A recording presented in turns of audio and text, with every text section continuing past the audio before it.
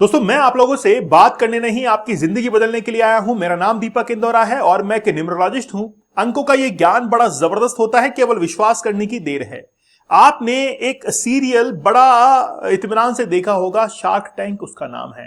Shark tank में जो आगे शार्क बैठे रहती है वो पूछती है कि क्या आपका बिजनेस ब्रांड बन पाएगा।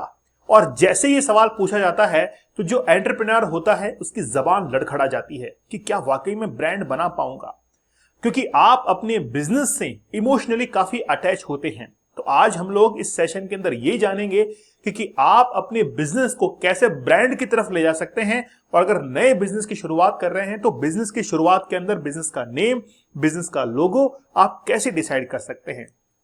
कई बार ये होता है कि लोग ये कहते हैं कि सर इस लोगो को अपनाने से क्या ही हो जाएगा। आप मुझे बताइए, अगर लोगो इतना प्रोमिनेंट नहीं होता तो आज जो बड़ी बड़ी कंपनीज हैं ये लोगो डिजाइन करवाने के लिए इतना जबरदस्त अमाउंट क्यों देती है।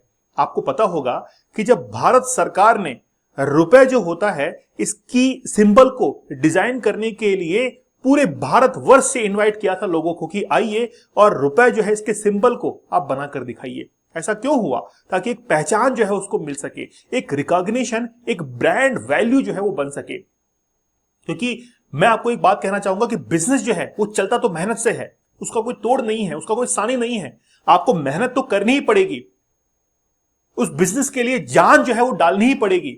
सुबह से लेकर रात तक आपको उसके लिए काम करना पड़ेगा। आपके दिमाग में चलना चाहिए, आपके चलने के अंदर भी चलना चाहिए, आपके उठने में बैठने में वो बिजनेस जो है वो चलता है साथ में। लेकिन उस बिजनेस को बनाने के अंदर जो मेहनत लगती है, शुरू से लेकर एंड तक जो काम होता है उसका कोई सानी नहीं है। लेकिन फिर भी मैं ये कहना चाहूंगा कि कंपनी का नेम और लोगो जो है वो आपका जबरदस्त डिजाइन होना चाहिए ताकि उसमें चार चांद लग जाए।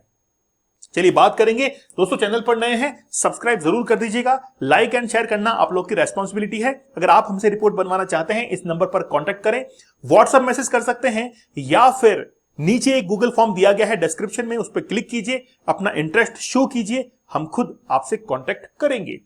Urgent life path report premium, ये रिपोर्ट्स ऐसी हैं जिसको हम लोग मैनुअली बनाते हैं, बाय हैंड बनाते हैं। हम लोग आपको ये मौका देते हैं कि आप अपनी प्रॉब्लम्स को हमसे डिस्कस कीजिए, अपने प्रश्नों को पूछिए, हम उनके ऊपर वीडियो बनाते हैं, सॉल्यूशंस आपको देते हैं। जैसे रिसेंटली एक रिपोर्ट हमारे पास में आई, वो स्टूडेंट पिछले 17 साल से तैयारी कर रहा था, एग्जाम में हो नहीं रहा था, बीपीएससी का एग्जाम, किसी का टीचर्स का एग्जाम। अब आप देखिए कि एग्जाम क्यों नहीं निकल रहा है, जबकि उसकी बर्थ चार्ट के अंदर वो गवर्नमेंट जॉब है। लेकिन हो सकता है कि स्ट्रगल हो सकता है कि प्रॉब्लम हो। अगर प्रॉब्लम की रेमेडीज निकाल दी जाए तो कहना ही क्या। लेकिन जब तक उसकी प्रॉब्लम को हम लोग सुनेंगे नहीं तब तक समाधान कैसे निकलेगा। तो इसका मतलब यह है कि कोई सॉफ्टवेयर आपकी नहीं सुनेगा, एक ऐसा व्यक्ति सुन पाएगा जो कि आपके इमोशंस को समझता है। तो हम अपनी रिपोर्ट के अंदर ये मौका आपको देते हैं कि आप अपने प्रश्नों को पूछिए, प्रॉब्लम्स को शेयर कीजिए, हम उसके सॉल्यूशंस की तरफ बढ़ते हैं। आपके पास में एक वीडियो एक्सप्लेनर पहुंचता है जिसमें पूरी रिपोर्ट आपको एक्सप्लेन की जाती है। हम लोग लोगो भी डिजाइन करते हैं, कंपनी नेम भी आपको बनाकर देते हैं। हम अपनी रिपोर्ट्स को मैनुअली बाय हैंड बनाते हैं क्योंकि इमोशंस का विषय है। और मैं चाहता हूं कि मिडिल क्लास आज जिस ट्रैप के अंदर वो जी रहा है, खुद को आगे निकालने का प्रयास जो है उसको करना चाहिए। न्यूमरोलॉजी को सिरे से खारिज कर देते हैं कि कुछ भी नहीं, ये तो सब जो है इस तरीके की ये बिजनेस है। लेकिन मैं आपको कहना चाहूंगा कि आप इसका एक बार सहारा ले लीजिए, आपको इससे बेनिफिट मिलेगा।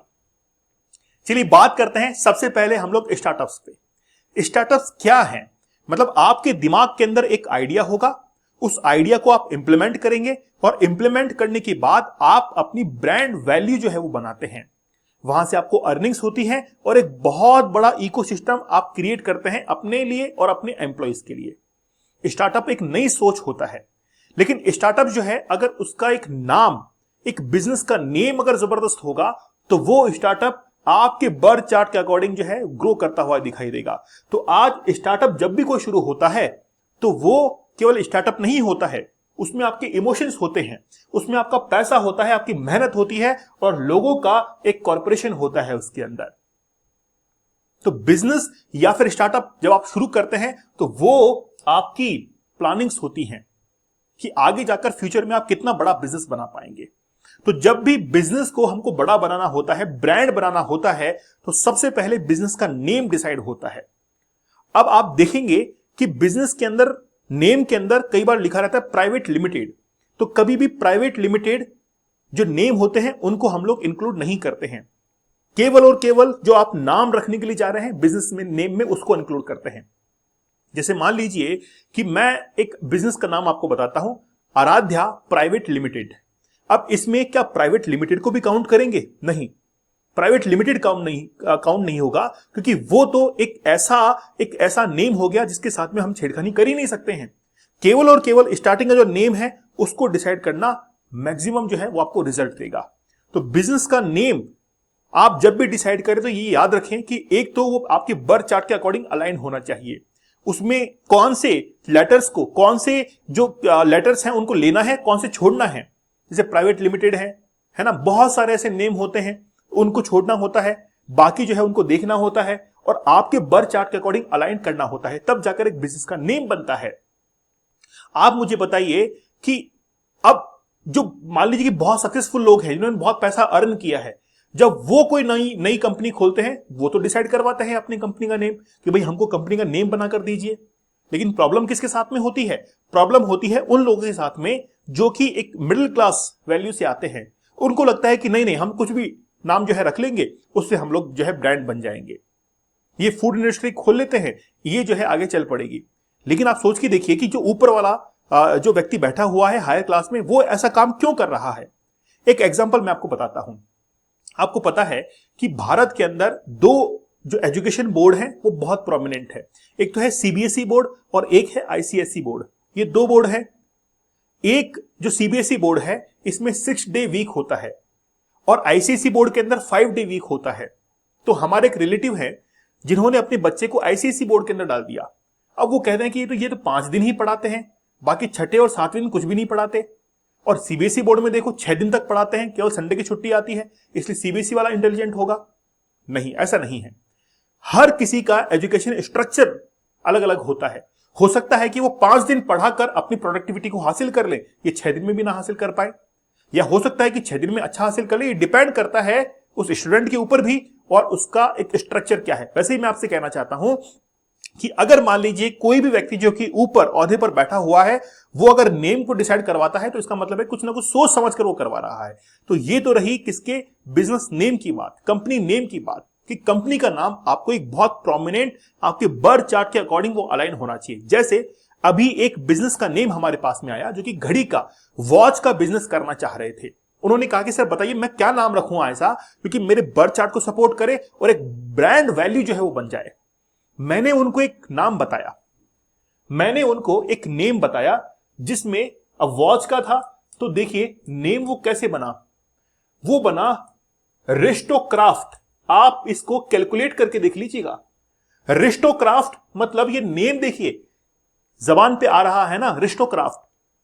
बहुत सारी कंपनियां हैं, जैसे बोट है, उनके स्पीकर्स आते हैं, तो नाम जबान पे आता है, नाम थोड़े दिन अटपटा लगता है, लेकिन फिर वो एक ब्रांड वैल्यू, रिकॉल वैल्यू होना शुरू हो जाता है, रिस्टोक्राफ्ट। अब रिस्टोक्राफ्ट क्या चीज है? क्राफ्ट। लेकिन क्राफ्ट के अंदर क्या है? क्रिएटिविटी है। तो एक नेम हमने बना कर दिया, ये लगभग इनकी थोड़े समय पहले की बात है, वो नेम उन्होंने जो है सर्कुलेट करना शुरू कर दिया। तो नेम जो है वो हम लोग क्या करते हैं, उसको डिजाइन करते हैं। ठीक है, चलिए अब बात करते हैं लोगो की। अब लोगो जब डिजाइन किया जाता है तो लोगो के अंदर आप इमोशंस देखिए। लोग, अब देखिए इंस्टाग्राम के अंदर कुछ भी नहीं है, आप क्या मानते हैं क्या रख दिया होगा? एक राउंड रख दिया, चारों तरफ एक स्क्वायर रख दिया। स्टारबक्स का आप देख लीजिए, ये सब के सब जो एग्जाम्पल हैं वो है एब्स्ट्रैक्ट लोगो।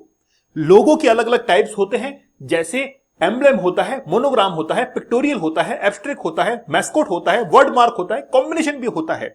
जब हम अपनी रिपोर्ट्स को बनाते हैं तो उसको बताते हैं कि भाई देखिए इतने इतने प्रकार के होते हैं, हम आपके उस ब्रांड को वर्ड मार्क में रखना चाहते हैं, मैस्कॉट में, एब्स्ट्रैक्ट लोगो के अंदर। तो लोगो अलग अलग टाइप के होते हैं। ये डिसाइड किया जाता है कि आखिरकार वो कौन से बिजनेस से रिलेट करता है। जैसे एब्स्ट्रैक्ट लोगो आप देख लीजिए, ये देख लीजिए, ये भी एब्स्ट्रैक्ट लोगो है।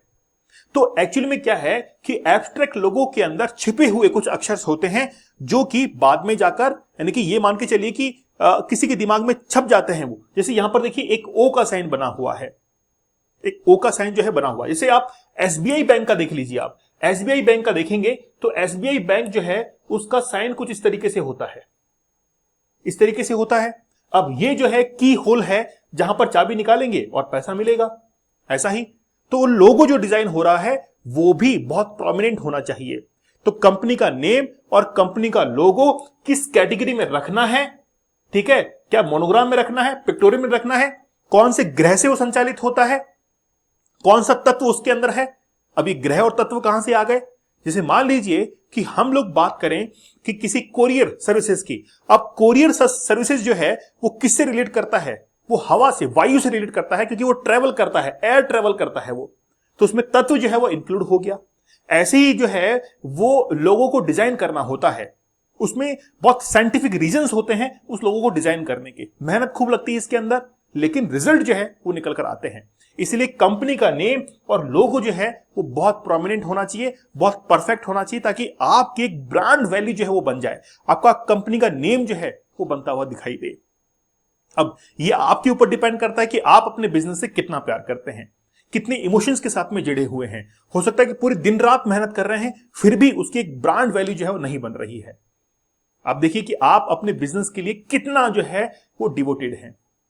अगर आप हमारे चैनल पर नए हैं, सब्सक्राइब जरूर कर दीजिएगा, लाइक एंड शेयर करना आप लोग की रेस्पॉन्सिबिलिटी है। आप इस नंबर पर कॉल कर सकते हैं, मैसेज कर सकते हैं, या फिर डिस्क्रिप्शन में एक लिंक दिया गया है उस पर क्लिक करके फॉर्म फिल कीजिए, अपना इंटरेस्ट शो कीजिए, हम खुद आपसे कांटेक्ट करेंगे कि आखिरकार आप किस रिपोर्ट के अंदर इंटरेस्टेड हैं। क्योंकि हम लोग अपनी रिपोर्ट्स को मैनुअली बनाते हैं, बाय हैंड बनाते हैं, हम आपके इमोशंस के साथ में जुड़े हुए हैं, आपकी प्रॉब्लम जो है सॉल्व करने की कोशिश करते हैं। तो देरी किस बात की है, जल्द से जल्द जाइए, गूगल फॉर्म को आप फिल कर दीजिए। तो मिलते हैं आप लोगों से नेक्स्ट सेशन के अंदर, तब तक धन्यवाद, थैंक यू, जय हिंद।